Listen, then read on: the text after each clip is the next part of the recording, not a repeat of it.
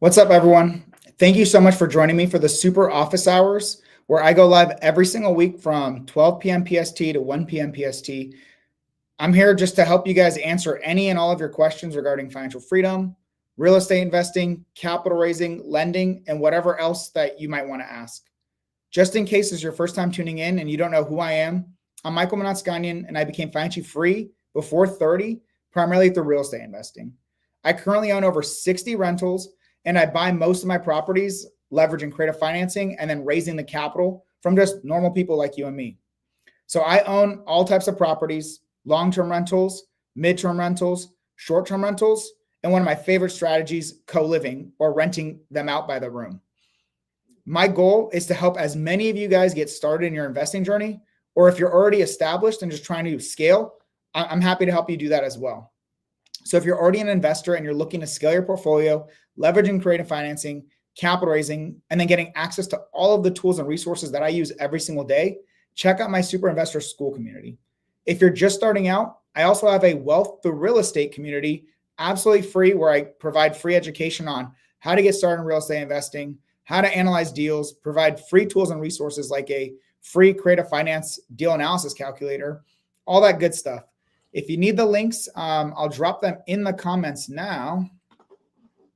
I'll drop that just in case if you're on YouTube. That's where I recommend you watch these. Let me drop the school. This is the Super Investors community. So you're a little bit more experienced and more knowledgeable, and you're looking to scale. Even if you're looking to just start your journey and you're trying to leverage the most efficient path to financial freedom through real estate investing, then Super Investors could be a good fit. Get on there. If you have any questions, reach out to me anytime. I'm happy to see if you're a good fit for our community. If not, the Wealth of Real Estate community is awesome. Just drop the comment in there. You can learn a lot, ask your questions just like this, and I'm happy to answer them.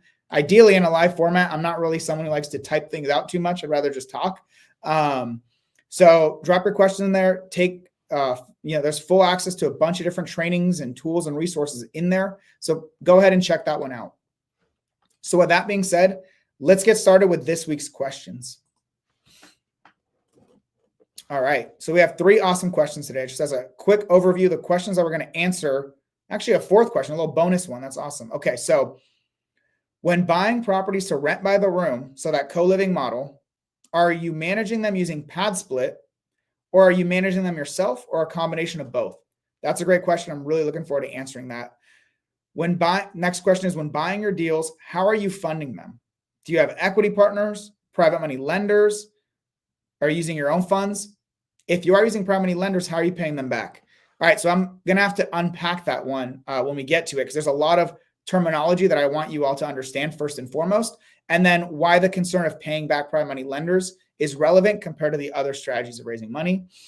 And then the last one, if we have time.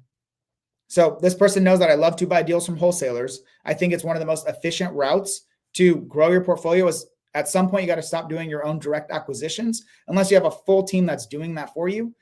One of the best strategies to buy deals from wholesalers, but they're wondering when getting deals from wholesalers, especially on platforms like InvestorLift and even the creative deal database that we have, just a database of plenty of creative finance opportunities. Are those prices fixed? Are they negotiable? Like, how do you assess that? Great question. I'd be happy to answer that one too. And then this one's a fun one, right? What can I do to provide value to you? I'm happy to answer that one. I'll let you know various ways you can add value to me. But I'm a real estate investor and now educator for the last several months. So real quickly, if you want to add value to me, if you have money that you want to deploy into investments and you're looking for a good partner, reach out to me. I'd be happy to connect with you, see if we're the right fit to maybe own some assets together or give you solid returns on your money. Otherwise, if you have great deals and you want to send them my way for my team and I to analyze and see if we want to buy them, do that. And then if you're someone who's trying to learn and you want free access to education and you want to just get started, go to my Wealth of Real Estate School community. If you are someone who's looking to scale, connect with me. Let's see if you're the right fit for the Super Investors community. Those are definitely the ways that you can add value to me. So thank you for that question. I was going to say that for the end. I'll reiterate it later, but let's get into the questions now. So when buying properties to rent by the room, am I managing them using pad split, or am I managing them myself, or a combination of both? Let's unpack a few pieces of terminology. So PadSplit is a platform similar to Airbnb. It's a newer technology platform that basically allows you to find tenants that are looking to rent properties by the room. They're actually exactly like Airbnb for their own audience, in the sense that they spend a lot of time, money, and energy getting potential tenants that want to rent out your properties by the room. So like that's what they're spending a lot of time and energy on, is finding potential tenants in areas to that are interested in renting out your property. That is an awesome, massive benefit. Imagine trying to do a short-term rental, and now you don't have an Airbnb or a Vrbo or a platform that is providing you tenants that are looking to live in your property. That would not be ideal. So they provide this massive value because they're creating this ecosystem, this environment where prospective tenants are looking at your properties and you can rent them out by the room through there. So the question is, am I managing my properties leveraging the PadSplit platform, or am I managing them myself? Well, the automatic answer for everyone would be, I am leveraging PadSplit, but there is a cost associated with that. So I assume that's why they're asking. Am I trying to save money by finding my own tenants independent from the PadSplit platform? Or am I trying to find tenants completely separate from PadSplit platform? Or am I just leveraging their platform and paying them for their service? So in the same way that Airbnb, Vrbo, all those guys for short-term rentals, they charge you, similar with PadSplit. So they charge you once a tenant is moved in. What they do is they find you prospective tenants. They let you filter and decide, is that a tenant that you want to have live in your property? First and foremost, you get the option to say, hey, based on their profile, based on their reviews and all that kind of stuff, right? You still be in compliance with fair housing laws. Don't filter and don't discriminate people, but based on like economic indicators and reviews and all that, is that a person that you think would be a good fit for your property? They're finding those tenants. They're collecting the rents on your behalf. So they're collecting them from the tenants and they're paying you directly. They're paying you the difference. And then you also manage all of your guest communications on the PadSplit platform. So I'll tell you, I do both. I have properties that are managed on PadSplit, that are rent by the room, managed on the PadSplit platform. And then I have properties that are not managed on the PadSplit platform. The reason for that, and in hindsight, I am only going to be buying properties moving forward that are already in established PadSplit markets, because even though I pay PadSplit 8% of the total revenue, the total income that's coming in for them getting the tenants, collecting rents and all that stuff, to me, that is well worth it, as opposed to all the time and effort that goes into finding your own tenants separate from a platform like that. Yes, you can use Zillow and Furnish Finder, and you could even list your rent by the room properties on, short-term rental platforms as well, but they're also collecting commission, right, on that. The convenience that they provide of providing me like a lot of prospective tenants, and then I don't have to do a single lease. My team and I don't have to do a single lease on the PadSplit platform. They handle all that. We don't have to worry about rental income. It's all done through the platform. So we don't have to set up individual accounts for everything. So the cost associated with leveraging the PadSplit platform, I think, is well worth it, in the sense that it allows me to free up my time to focus on bigger and better things. And if you know me, I'm much focused on efficiency. A few years back, when I joined Sub 2 with Pace Morby, my biggest concern was, how do I maximize my cash flow? How do I get as much money as possible? And that meant doing my own rental, like doing my own property management, doing my own renovations and all that, until Pace directly spotlighted, like, yeah, you can do that and maximize your cash flow, but the goal to scale is to be able to outsource the things that are not the highest and best use of your time. So that's what I've been doing and doubling down in. So yes, from a financial perspective, it is well worth the PadSplit platform to manage your properties on there, but more so, the data that they provide is so freaking valuable. For the super investors community, we're doing a 30-day zero to hero challenge where we are defining our investment criteria, defining our buy box, finding deals, analyzing them, renegotiating them if we need to, closing or doing all the due diligence, getting your contractor quotes and whatever, closing on them, renovating them, furnishing them, and then renting them out on the PadSplit platform. And they know my buy box. I'm very clearly only looking at properties that are in PadSplit markets that have much higher demand for prospective tenants than there are current properties available. So we've selected a couple markets like Atlanta, Phoenix, Tampa, and Florida, and then Orlando. Like those are 4 markets that we just selected that we're going to focus in on this challenge because of that. So not only is Pad Split saving me a lot of time and energy, even though there's a cost associated with it for them managing the majority of my property, we still have to, invite tenants in, clean the properties, send out contractors, but they're saving so much time that I can focus more on scaling.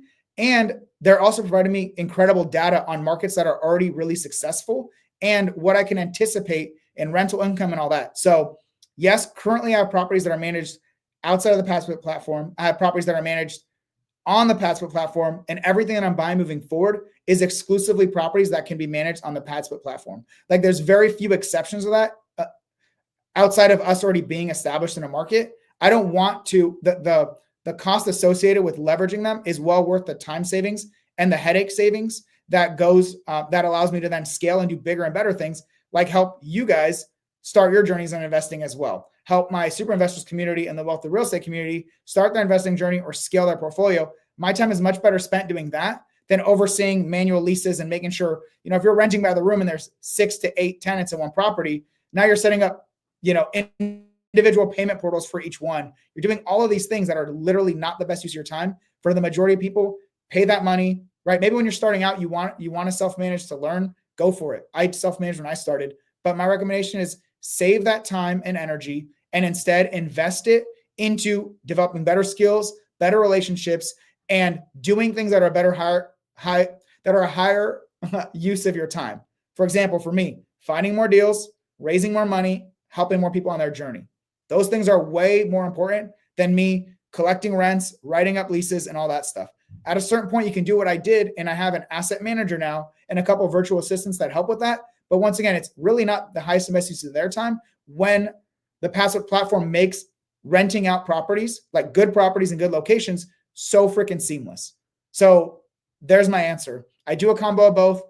In hindsight, I would not have done any outside of the Pad Split platform. Even though we have high occupancy, the time and energy that is dedicated towards that one property is not worth it. Dedicating your time and energy to bigger and better things is much more worth it. So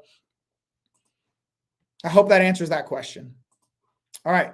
So with that being said, remember, you can, for the people on YouTube, I'll also check Instagram. You can add any and all questions if you have any. How do I find your YouTube live? I'll drop a comment from my people on Instagram. So let's see. How do I find my YouTube live? That's a great question, brother.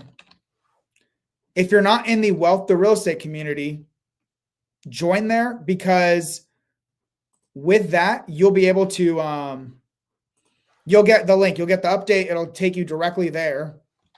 Let's see. Oops. I'm going to get you that link. It's a little harder than I thought because I got to get you the live stream link. Okay, cool. Share. Here's my Instagram. For anyone on YouTube, transfer over to Instagram. It's a lot easier for me to see those comments than it is Instagram. I decided, you know what? Let's do this on Instagram as well, just to share these resources with more people. So I see a few of you hopping on. Thank you. That makes my life easier because then I can also see your comments. So please drop your comments, ask whatever questions you have along the way, especially if they're relevant. I'll answer them after this question. And if there's time, I'll answer them at the end of the questions that were submitted for this week. All right. So we answered, when buying properties, am I renting by the room, myself, or Pad Split? I mentioned what I do and what I would only do moving forward is Pad Split. All right.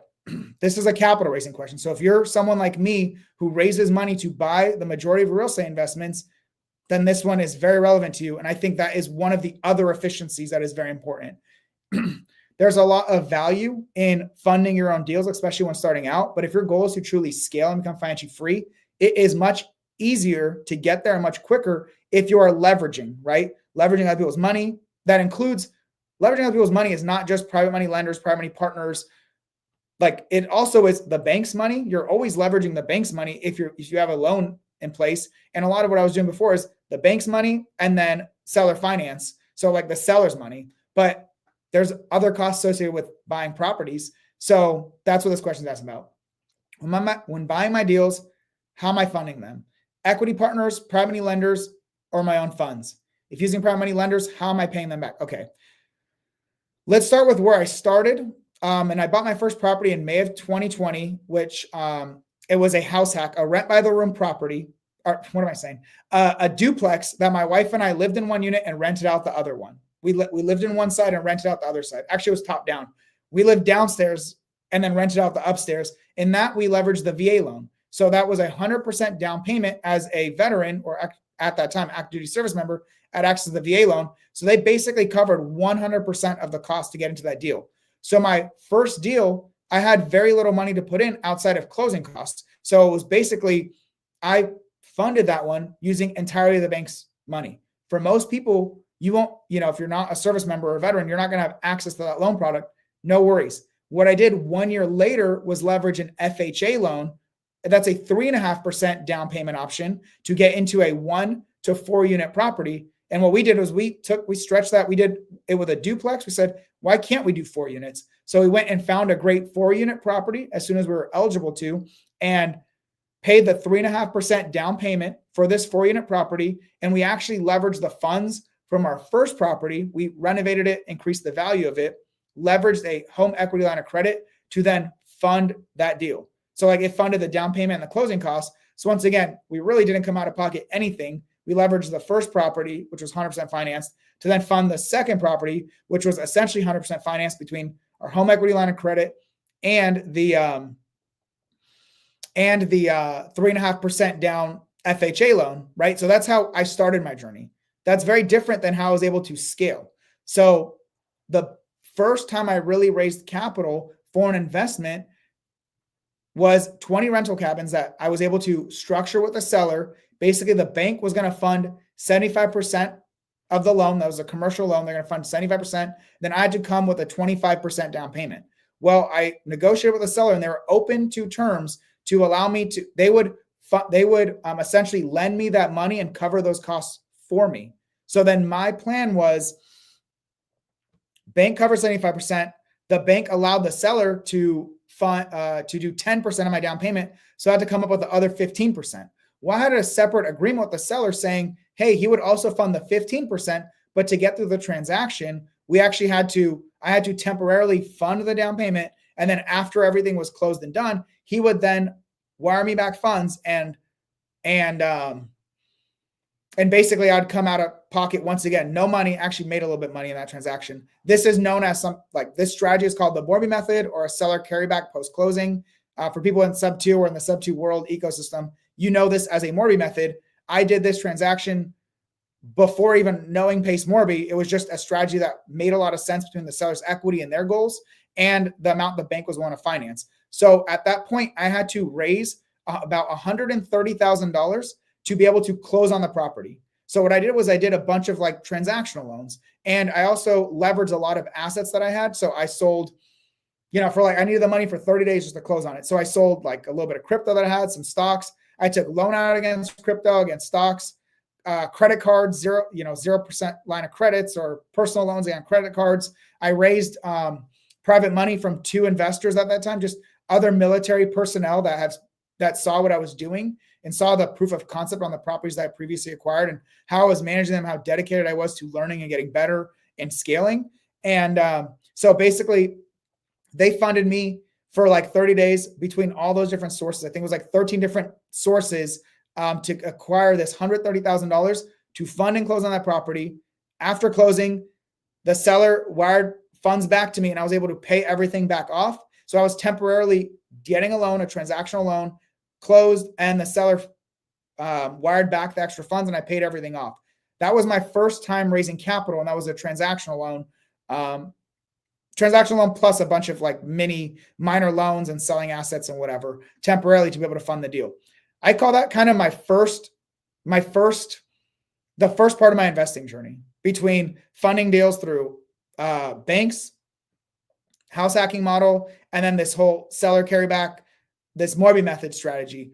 The next phase of my journey where I've really started scaling, this is where equity partnerships, private money lenders become really relevant. So to start out, I was leveraging my own funds to start out, although you can see basically the majority of it was financed between sellers, banks, home equity line of credits against equity that I was building. So it was funded that way. And this next phase has all been about buying primarily creatively financed investment opportunities. Actually, the majority of like the $18+ million of real estate I've added in the last 2-ish years have all been funded this exact way. I'm getting creative finance opportunities. Usually there's money to enter. Actually, there's always money to enter the deal. There's a variety of entry costs. You got to pay the seller sometimes, agents if they're involved, closing costs. Maybe you have to renovate the property, furnish the property. You have to pay for like a transaction coordinator, inspection. If you're setting up an LLC, you have all these entry costs and you have reserves set aside. So that money needs to come from somewhere. Either it can come from me or it can come from a private money lender or private money partner. The clear distinction between a private money lender and a private money partner is private money lender, let's say either way you need $100,000 to enter the deal. Private money lender is lending you $100,000 for a fixed interest rate return, roughly, let's say 12% interest rate return. So they're giving you a loan on that money, $100,000 at 12% interest. You're paying them, let's say $1,000. So 12% interest times 100,000 is $12,000 of interest over 1 year. Divide that by 12 months. It's $1,000 of interest every single month that you're paying them. You're paying them back that interest monthly. Maybe you do it quarterly. Maybe you do it all at the end of that 1 year. But at the end of that 1 year, you need some type of, I call it a cash influx event. You need to be able to either sell the property, refinance the property, or replace that private money lender. Otherwise, that $100,000 is owed to them. So they're lending you the money. You're leveraging that to get into the deal. You're paying them interest for that money. But then when the balloon is due, you need a way, like when that loan is due, you need a way to determine how are you going to pay them back, right? That's the second part of this question. Using private money lenders, how are you paying them back? You can either, if there's equity, you can sell the property and say, hey, we owned it for a year, and now I'm going to pay you back after selling this property. That's not very likely, especially with creative finance transactions. A lot of them, you don't have enough equity built up. You're not really usually walking into equity, and you're not really going to build up enough equity in 1 year, especially $100,000 of equity to be able to pay back your private money lender by selling the property. So it's not really a great viable strategy unless you're like adding a lot of value to the property, but now you're leaving more money in the deal. If that's the case, instead of selling it, if you're adding value, you can refinance the entire loan. And I'm doing that with a few properties right now because we have over $500,000 of equity that we're tapping into with around four cash out refinances right now. We're using that money to then pay back private money lenders and to cover other expenses within the business, as well as help us lend money out to other people and what a variety of different things. So if you are able to appreciate the value of your properties, typically adding value by renovating them, then you can refinance all the debt. If you came into a creative finance deal at 0, 2, 3, 4% interest rate, and now you're refinancing it at current markets, it's around 7.5 to 8% interest. So you're going from that great debt to not as great debt, but you're able to tap in your equity, pull it out, and then pay back your 12% interest rate private money lender. That is another strategy. Sell a property, not typically viable for creative finance unless you're adding a lot of value. If you're adding value, you could refinance it, keep that asset, but you're changing the original loan terms. Or instead of refinancing the entire loan, something that we commonly do is we refinance just the private money lender, right? So we have a private money lender. The first position loan is, let's say, the bank, the seller, whatever. The entry cost that the private money lender is providing is in second position. They're funding the entry costs. And when we refinance, we're not refinancing both loans together. We're just refinancing the private money lender. And what that means is I'm finding another private money lender to replace my first one, right? And there's a variety of ways to do that. If it's a $100,000 loan and you've been paying the $1,000 a month interest, you need to refinance that $100,000 with someone else. It could be the same person. You can also extend them if they're interested and just keep making money very passively. A lot of my investors are happy to continue making solid returns passive without any of the work. So a lot of them love that. And usually that first year is the riskiest. After that year, once it's stabilized, it's an even safer asset for them. So you extend them. If you do what I do, you want to snowball your excess cash flow instead of living off of it. So this is what I've done for forever is I've never really lived off my real estate investing until after I became financially free. What I did was take that money and then pay down the debts. So you can, if you get $5,000 or $10,000 of cash flow in that year, instead of refinancing from $100,000, you can refinance, you can find the next person to bring $90,000 and you pay off $10,000 of that, right? So of the $100,000 you're refinancing, you pay $10,000 of that. Your next lender is a $90,000 loan at 12% interest rate, right? So now you're paying less in interest, which means you're going to have more cash flow, and you keep doing that and continually dwindling down that debt, right, by paying down more of the principal through your cash flow.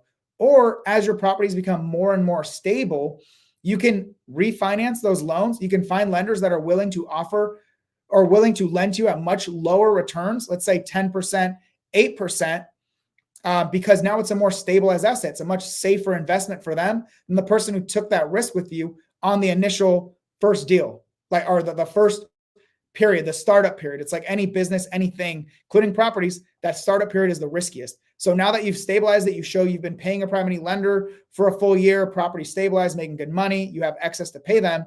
Well, not only can you refinance it and pay down maybe $10,000 of that original loan, like pay off part of that principal, increasing your cash flow. Maybe you get someone that's, instead of 12%, it's 10%. So now you're further increasing your cash flow, which is then also growing your snowball of paying down that private money lender debt all through this one asset, right? That's another strategy. And that's what we talk a lot about in the super investor community for private money lenders, because typically you do not want to sell a property that you just bought, especially creative finance. There's not equity for it. If you're going to refinance it, you're replacing that great debt that was there originally. And you shouldn't do that unless you have a lot of equity.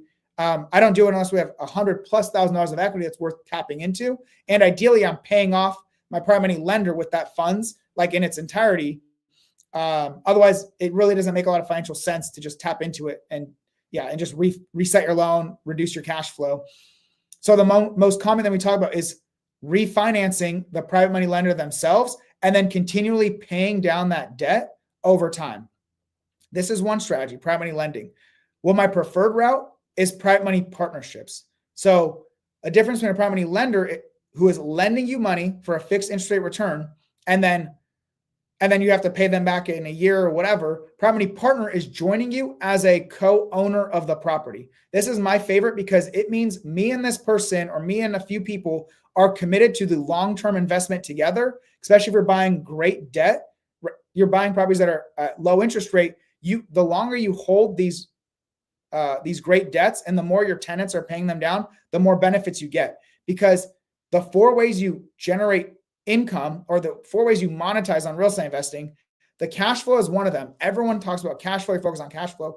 Don't buy properties that are not cash flowing unless you have a lot of money to blow and your goal is not financial freedom, which is passive income, or at least your income, right, from your investments exceeds your expenses. If you're not generating that, like, you're not going to become financially free. It makes sense for some people to buy negative cash flow assets for other reasons, the ownership benefits. For the majority that I'm talking to, the majority of you right there, you guys, you need cash flowing assets to become financially free, right? Your goal is to become financially free and then do whatever you want with your time after that. Real estate, I had this discussion with someone the other day. Real estate is, like, by no means the end all be all. Real estate is the vehicle, the asset that allowed me to become financially free so that I can pursue my true passions in life. Being a great husband, being a great father, traveling, exploring this world, and then helping other people do the same thing. I don't care what you want to do after you become financially free, but getting you the ability to become financially free is my number one priority. So then you can pursue and add to this world whatever amazingness you add. For me, I think differently than some. I'm a great investor because of the way that I think. And I'm able to educate and communicate that way to hopefully help other people do the same. So for me, it's like helping other people on this journey is a big part of my big why right now. With all that being said, when you have private money partners, you're going into this thing together. So you're getting the cash flow benefits, right? You're getting the appreciation, the properties increase in value over time. This is maybe not every single year, maybe not month over month, but over long periods of time, properties that are in good markets will continue to appreciate. On average, it's around 5% appreciation per year when you look at the average over like a 5-10 year horizon, right? If you look year over year, as we've seen what happened since 2020 to 2022, properties appreciated way more than 5% a year. But then 22 to 24, a lot of markets have been relatively flat, if not at a loss, especially if they were overinflated, like a Boise or an Austin, right? They were overinflated and they've kind of regressing to where they should have been. Whereas a lot of other markets are, and plenty of Florida markets, whereas a lot of other markets have consistently been chugging along or neutral. Like San Diego is one of my really high appreciation markets. It just continues to grow in value because more people constantly want to live there than are leaving. And it's landlocked. There's only so much building you can do. So the 4 benefits of real estate investing: cash flow, the appreciation, property increasing in value, debt pay down. So your tenants every month, they're paying rent. You're using that rent to pay down your debts and your other expenses. They're paying down your debts for you. The lower the interest rate on that debt, the more you're paying down that debt as opposed to wasting it on interest, right? That's the simplest way I can explain it. And the longer you hold the debt, the way amortization schedules work, the longer you are into a loan, the more principal, the more of the actual underlying debt you're paying down rather than interest. So lower interest rates and paying down debts for a longer period of time, like further into its amortization schedule, are paying down your debts more quickly. And the fourth benefit is tax benefits.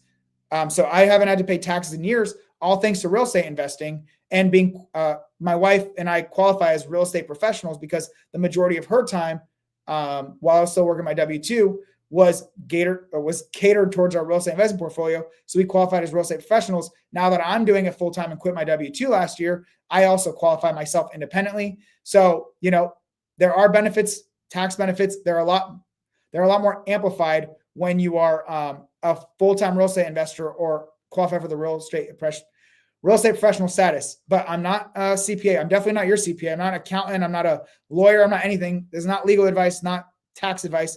Talk to your CPA, see if you can qualify and all that good stuff. If you need a referral, reach out to me. I have a great CPA that I can connect you with. But all that being said, the reason why a private money lender lends to you is because they're looking for a solid interest rate return, which is kind of the equivalent of the cash flow return that you get on a property. Private money partners are thinking bigger and longer. They're thinking about the ownership benefits.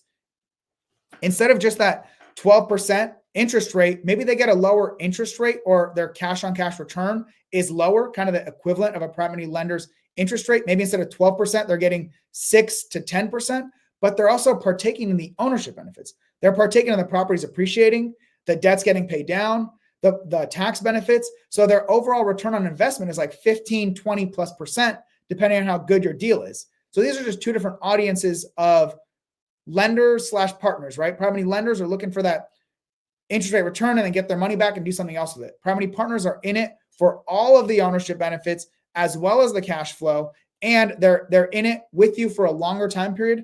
Whereas my private money lenders, it's typically 1 year, and maybe we choose to extend another year or two. Private money partners, it's like 5 years. Let's commit to this for 5 years and then decide, do you want to sell it, refinance the loan, and pay your funds back? Or do we want to just continue things as is? They're in it for a longer time horizon because they understand the benefits are great up front, the ownership benefits as well as the cash flow, but everything just gets better with time and they want to be part of that over the longer time horizon. So for me, I prefer private money partners, even though that means I am giving up some of my ownership benefits. That's okay for me because I don't have to worry about replacing them in a year or like refinancing them with another private money lender. We're splitting the ownership benefits. There's just a lot of reasons why I prefer private money partners, because private money lenders, if you're not paying them, they can default on you and they can foreclose on you and take your house. Well, that is the way private money lenders operate, right? Rightfully so. That's their security. If you're not paying their loan, they have the right to default on you. Private money partners, they understand that not every single month is perfect based on the expectations. So some months we're not going to make as much as we anticipated, so we all get paid less. It doesn't mean you're still getting all the ownership benefits, but maybe the cash flow you're getting is less than you anticipated for that month. Some months you're making way more, and then we're all making way more that month. So it's not as consistent where a private money lender is going to get $1,000 a month every month, that they have that loan. Whereas a private money partner, it just depends on the property performance. The appreciation, debt pay down, and tax benefits, those will go either way, but the cash flow they get is dependent on the property performance. So it helps you too. Like if you guys make a little bit less, now you're not forced to just pay a private money lender that $1,000 so they don't default on you. It's like, hey, this is what happened this month. This is what our cash flow payments are essentially. So I fund them all different ways. Private money partners, private money lenders. I used to use my own funds, but that's kind of disingenuous because VA loan, FHA loan, leveraging a HELOC, and then the Morby method where it was my own funds kind of plus some capital raising, some private money lender or transactional funds that were then just paid back shortly after. First phase of my journey, and then really doubling down on private money partners and private money lenders the last 2 years, which is why I've been able to scale from, scale to over 60 rentals in 4 years, right? It's a little over 4 now, I guess. I started in May of 2020 or 2025. So 4.5 years, that is what allows you to scale because I'm leveraging their money to find great deals that for us to all benefit from, whether they're getting fixed interest rate return or they're owning with me. I hope that makes a lot of sense. And I needed to break down a lot of that because some of you may not be familiar with private money lenders, private money partners. If you'd like me to do like a training more detailed on that, let me know. I'm happy to do that. Ask your questions if I can be more clear about it. And once again, free Wealth the Real Estate community. There's some information in there about deal analysis and all that. I can create a whole series on private money lenders, private money partners, whether you're looking to lend or to raise money. That can be beneficial for you. But my super investors definitely get plenty of training on that. They get training on how to analyze deals in general, and then how do you analyze it with private money partners, private money lenders? What route do I recommend? How do you handle the exit for private money partners, private money lenders? And then how do you raise money from private money lenders, private money partners? And then what are the best decisions, best recommendations, in my opinion? And if I was to give you a straight like bottom line up front, my recommendation is when you're starting out, start with private money partners as opposed to private money lenders. For you starting out, it's going to be a lot easier for you to find private money partners and to take care of them than private money lenders, as long as you're taking care of your properties. That's not always perfect, right? Anything can happen when you're owning real estate investments, but it's a much more convenient way of raising money and owning assets through private money partners than private money lenders. You don't have to worry about that refinance and this really high interest return that's guaranteed every month. Otherwise, they'll default on you. Like there's just a lot more convenience. And if your goal is to become financially free, your goal is to maximize your own cash flow. The way to do that is private money partners as opposed to paying high interest rate return to a private money lender. All right, I'll leave it at that. And we go really in depth into that with the super investor community. All right, I see a comment. All right, thank you. All right, Michael is the GOAT. Appreciate you too. Appreciate you, brother. Thank you. All right, let's see if there's any Instagram questions. I think we're good on that. Please make videos go more in depth. Okay. I think we're good here. All right, thank you. All right, let's move on to the next question. So this one is actually a solid question, in my opinion. This is actually one of my favorite questions. When buying properties from wholesalers, are their sales prices fixed? Like, so if a wholesaler is saying you're buying this property, it's a $300,000 property, your entry is $40,000. Is that $40,000 entry fixed? I assume that's kind of the question. It depends. So let me break that down. We talked a lot about entry costs in the very beginning. We talked about kind of the different things that make up entry costs. And the different things that make up entry costs are, let me see if I can just do it all from memory. I do it because I have my spreadsheet. I can even show you guys. Screw it. Let's show you guys. Maybe that's easier for you visual people. And then I could break it down for you. Let me get the spreadsheet going. Let's do share screen. Excellent. All right. So if you've never seen this calculator, this is the Super Creative Finance Real Estate Investment Calculator. That is a mouthful. It is a tool leveraged by super investors in my page, Super Investors Community. Anyone that joins gets access to this. We're also actively working on creating this into, instead of a spreadsheet with a bunch of amazing automations and functions and like the ability to raise capital really easily between private money partners, private money lenders, or to analyze deals over 30-year time horizons, not just year one, or have information ready for private money lenders when you're capital raising, private money partners, amortization schedules customized to sub-2 loans, to seller finance loans, all that good stuff. Not just the spreadsheet. I'm working to develop this into a web app that'll be even easier to use for more people. So if this is your first time seeing it, it is in the Super Investors community. You can buy it. You can buy it. Go to my website, michaelmnat.com, michaelmnat.com. But I don't recommend that. Just join the school community for 1 month. See if it's the right fit for you. Download and save the calculator. You can use the calculator for life after that point. I recommend going that route. Same cost, better off just going to the community, getting all the education around it than just buying the calculator. If you want to just buy it, go for it. I also have a free version of this calculator in the Wealth to Real Estate School community. It is not nearly this in depth, obviously, but it will help you analyze creative finance investments. A lot of this upper portion is there. So the debt info, income, expenses, entry costs, and then the initial analysis for the property. It doesn't spit out, what are good offer scenarios that would make this deal viable for you. What should you negotiate to easily? It doesn't do the longer term deal analysis, the different strategies, management strategies. It doesn't do any of that, but it does allow you to be able to analyze investments and see if they're a good fit based on your cash on cash return and your cash flow goals year one. All right. So we're talking about entry cost. So the question was, let me get back to the question real fast. When buying properties from wholesalers, are their sales price fixed? Okay. So to understand the way a wholesaler presents a deal, actually, let me show you this insane database of deals to show you what they're referring to. So this is another tool, another value for the super investors community. And let me just show you, so then we'll actually work with real numbers. Share screen. There we go. So this is the Super Investors Creative Deal Portal. This is a portal of deals provided to me from a variety of wholesalers who are putting up great creative finance deals under contract. They're sending them to my VA. My VA cleans them up, and instead of just having on a spreadsheet that's easy for me to use, it's also on this easy platform that anyone can go. Well, anyone in the super investor community, right? This is exclusive to super investor community. You go in and buy these deals right then and there. And if you're not very familiar with creative finance, this is an easy way to be able to buy properties at 0, 2, 3, 4, 5% interest rates when everyone else is paying, 7, 8+% in a variety of markets and all that stuff. So let's just look at, let's choose, let's not do Florida. Let's do Georgia. I love Georgia. Let's do Georgia properties, and let's do one that's anything under 5%. Let's see what we got.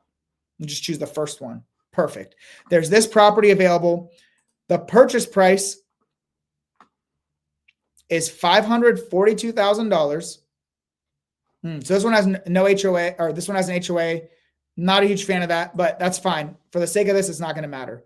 The purchase price to buy this property is $542,000, $542,710. The entry fee to get into the deal is $49,000. So the way the entry fee that is provided by a wholesaler is different than the entry fee that you might account for as the buyer. And let me explain what that looks like. The entry fee of $49,000, more than likely, I don't know if there's an agent involved, but more than likely includes the down payment to the seller. Let me zoom in for you all. Let me make a copy actually, so that you're not, whatever edits I make, demo, because I don't want to mess with the one that everyone has access to. All right, share this one instead. Okay, so when a wholesaler is talking about entry costs, they're pretty much referring to the down payment to the seller. They're referring to any arrears or liens. So if anything needs to get paid back as part of the closing, maybe they're behind on mortgage payments, or there's liens on the property and they get paid off, they're including that as part of the entry. They're accounting for agent commissions if an agent is involved, and they're accounting for their own wholesaler assignment fee. So I don't know of the different entry costs, like that $49,000.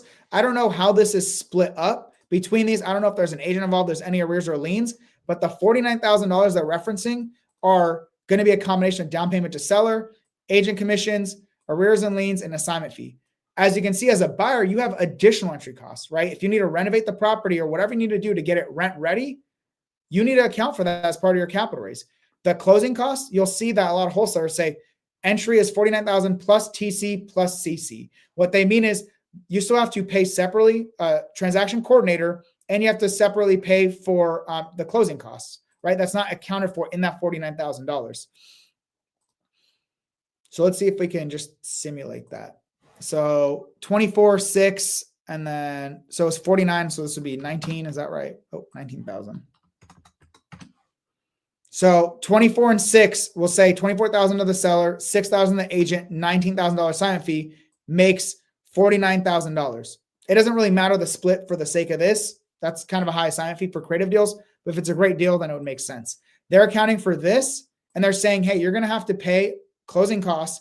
Typically, the buyer in creative transactions is paying the majority. So we're just going to stick with the rule of thumb at 2%. So you have to pay an additional $4,800 to close on it. Whatever you need to do to get it rent ready, you have to account for yourself. And the TC, transaction coordination, depending on who you're using, can range from $1,000 to $3,000. But I also account for other things like the inspection and forming the LLC. Those are costs you have to pay for as the buyer as well. And if there's any reserves, you should be raising money that account for a few months of expenses up front. So what the wholesaler is saying is it's $49,000 for these four. And then we know it's actually going to be an additional, what is this? $13,000 in entry costs. What they're talking about is the entry costs that they're providing plus TC and CC, closing costs and transit coordinator costs. So the question, is it negotiable? A lot of the time, the purchase price is not very negotiable unless there is a lot of seller equity. Yeah, it's basically it, and you're just buying at a lower price. Typically, that's not a great negotiating tactic. What is negotiable is down payment to seller, agent commissions if there are any, and the wholesaler assignment fee. These are negotiable. Are there strategies to eliminate your arrears and liens? Sure. Like there's strategies. I don't really advocate for myself personally doing loan modifications to whatever. Some people do it and they crush it. For me, first of all, it's not worth the time and effort a lot of the time because there's more efficient ways to just buy deals that I don't have to deal with that. But also, it's not one of those things I worry about negotiating because you're negotiating not with the seller or the wholesaler or the agent. You're negotiating now with the lender or the lien holder. Yeah, I don't deal with that myself. So the question, can you negotiate? Yes, you can negotiate these entry costs. If the seller is getting $24,000 down payment, you can say, hey, I love this deal, but my numbers don't make sense. So in this instance, this $62,000 based on the cash flow of $388 a month is a 7.5% cash on cash return. So it's lower than your 10% goal. You can say, hey, wholesaler, even if you don't know how the spread is, down payment to seller, agent commissions, or assignment fee, you can reduce these negotiable ones to see at what point do you hit your cash on cash goal of 10%. So let's just drop $10,000 off this and see if that works. So we're at 8.9%. So you went from $49,000 to $39,000. And let's say this wholesale assignment fee goes from $19,000 to $10,000 or $9,000. That's another $10,000 off. Cool. So you're at 11% cash on cash return. You know the numbers you have to get to make this deal work much better for you. But originally the seller and the wholesaler were asking for $49,000. Now you're offering $29,000. So just because you negotiate it on paper and it makes sense for you does not mean the seller, wholesaler, agent will accept it. But you need to first establish at what entry will that deal make sense for you, right? You need to know where you're at and where's like the fine line where you can't go any higher. Let's boost this up to 12,000 and you're just barely over a 10% goal. So now you have $32,000 entry, right? And they were originally asking for $49,000. You know, you need the overall between the seller, the agent, and the wholesaler, however they do it, you need it to go from $49,000 to $32,000. There is nothing wrong with you telling a wholesaler, hey, I've analyzed this deal based on the cash flow, based on these other things, and the way that I do my analysis. I cannot make this deal work for me unless we drop the entry fee from $49,000 to $32,000. I'm not asking you, wholesaler, to drop your assignment fee, whatever that is, but do you think there's any wiggle room with the seller, with the agent, to get this deal done, right? Because the agent, if the listing expires, they're going to end up making no money anyway. They've already spent money on that. So maybe there's wiggle room from them. Maybe they're the ones who cut part of it. You know, maybe they're getting 20K and they drop down to 10K. Or the seller says, okay, you know what, because I want to get this sold, I will drop it, right? Or to further make it a beneficial deal for the seller, it's got kind of a give and take. If you're asking them to go from 49,000 to, what do we say? To 32,000, drop it $17,000. And a lot of it's coming from the seller. I don't really try to negotiate with the wholesaler too much because they're going to do a lot of these negotiations on my behalf. I want them to be well paid for that. You can negotiate with the seller and say, hey, seller, I know I'm asking you to drop your entry. What if we increase the purchase price? Maybe the down payment's the same, but what if we reduced your purchase or increased your purchase price from $240 to $250, and I'll pay you that extra $10,000 at some point in the future? Or if I'm asking you to drop $10,000, maybe I'll pay you $100 a month for that. That would probably destroy your cash flow here, paying it monthly and just saying, hey, I would love to pay you now, but I can't. What I can do is when this loan is due in 3 years or 5 years or 10 years or however long your balloon is, or you just do an installment and say, hey, even though the loan isn't due for 20 years, in 5 years, once I've developed some cash flow, got some equity, I will pay you that extra 20K we talked about up front, but I'll pay you 25K in the future instead, right? You can get very creative with it, which is awesome. And if you're doing a give and take and you're showing the seller, the wholesaler, all those people that you're trying to work and make this make sense for them, but that you are an investor, you cannot buy deals that are not that are not profitable when you analyze them. They need to hit your investing goals. This is an excellent strategy for you then to say, hey, I understand this is what allows me to move forward with it.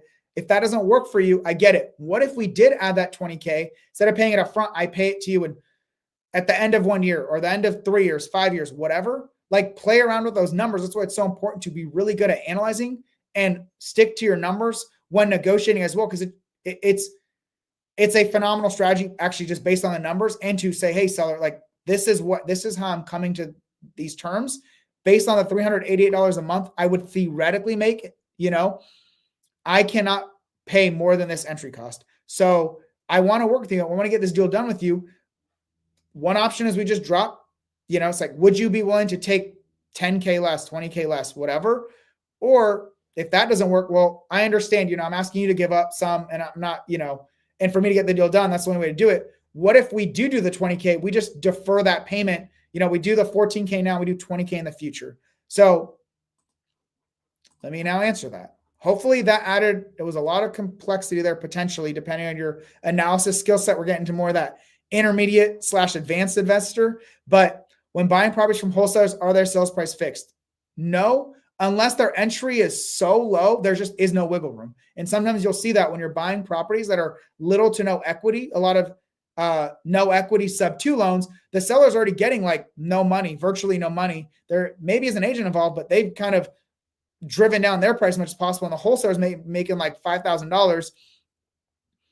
That 10K entry is really hard to negotiate, because like, what are you going to negotiate? If the debt is fixed, the loan amount they're taking over is fixed, the mortgage payment on that debt is fixed, like, there's really not a lot to negotiate. So you have to understand what is negotiable, what is that spread, what numbers would you need to get to make that deal work for you, and then negotiate based on the numbers. So yes, it is negotiable, but it depends on the way the entry is constructed and if they're even willing to accept your negotiations, right? So, and I just gave you a bonus strategy for how you can sweeten the pot, sweeten the deal, if you're asking them to take less up front to make the deal work for you, how you can pay them more in the back end, or even the same amount, but in the back end to get the deal done and for all of you to win.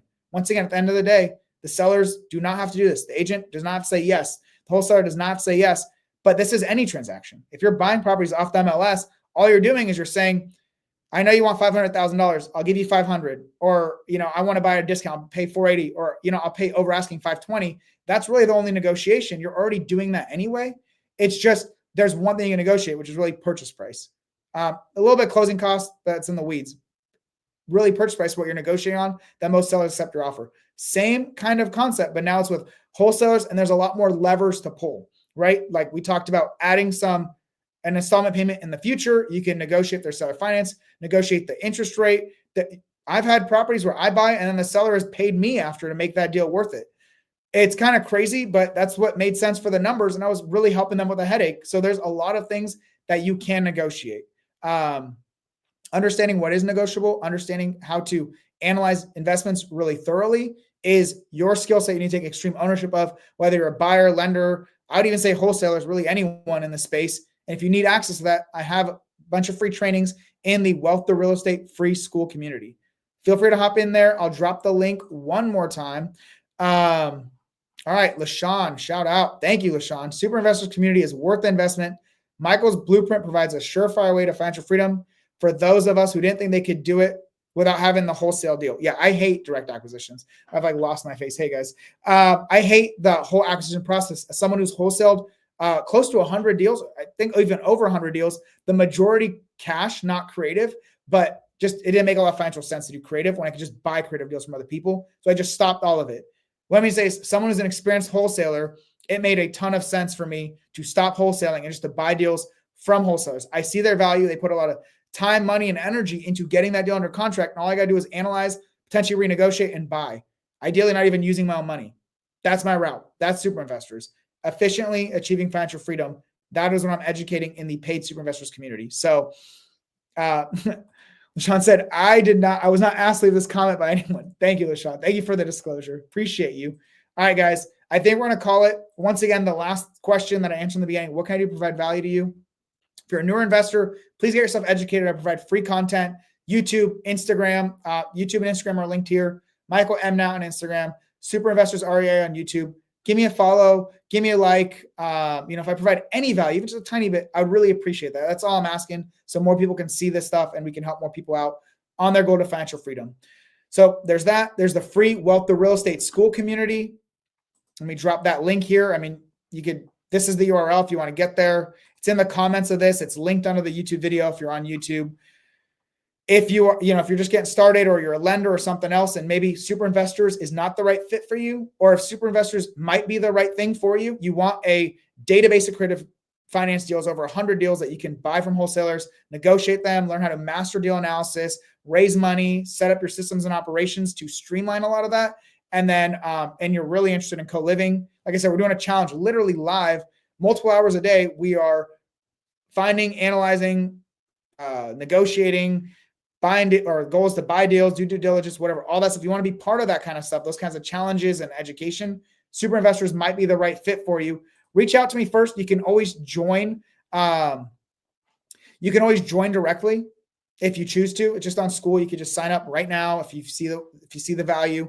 But if you want to talk first, reach out to me. Let's connect. Let's see if you're the right fit for the community. I don't really want it to be catered, like have some experience first. That's my goal. Have some experience first, so then you understand the massive benefits of these advanced strategies. And that's really it. Yeah. And if you have deals, send them my way. That's how you can add value to me. If you have deals, send them my way. If you are interested in being a private money lender and get fixed interest rate return, or if you're interested in being a private money partner and own these assets together, reach out to me. Let's see if we're a good fit for each other. I don't work with people that we won't be a good fit. So let's connect and see if we're the right fit for each other. That's basically it. I'll drop my form if you are a capital raiser, or if you're interested in potentially being a capital partner, fill out this short form. It allows us to just connect and hang out with each other and see if we're a good fit for each other. Answer any of your questions, whatever. And that's all. Thanks, y'all. Hope you have a phenomenal rest of your week. And don't worry about, I talk a lot about this, Super Investors. Don't worry about getting to 60 properties. If your goal is to get to one property, get that. And it's not even about acquiring that one asset. A lot of you guys, it's like, I need to get better at finding deals. I need to get better with my mindset. I need to get better with my,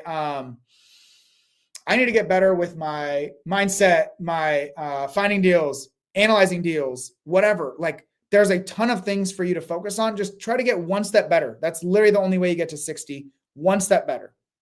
That's all. Thanks, guys. Have a blessed day.